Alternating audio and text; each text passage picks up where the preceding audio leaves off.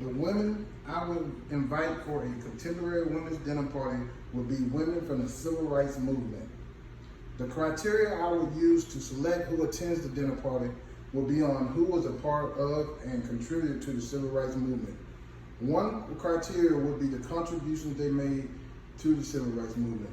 If they were a part of any type of education experience, and all women were educated and paved the way for many African Americans to be able to educate themselves one way or another.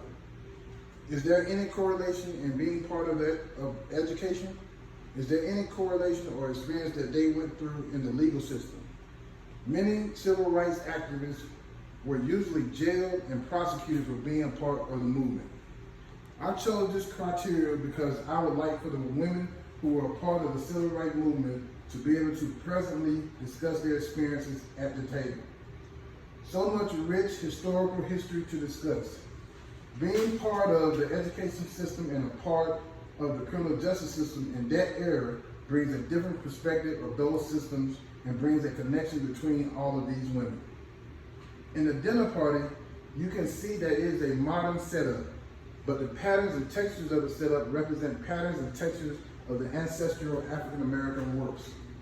A candle is set next to each glass to represent the light each African American woman provided in the dark path to equality. Next to each glass are objects that represent to historical movement each woman contributed to in the civil rights movement. In the table setting is a scroll to represent education degrees each one received at a time when it was difficult to obtain because of the color of their skin. The golden candle in the middle has many carvings that represent and honor the past civil rights activist women who also contributed to the movement. My overall experience while viewing the Judy Chicago, the dinner party by Dr. Jenny Klein, is that it is a three-dimensional sculpture and has a large mass and large scale in comparison to other sculptures, triangle shapes.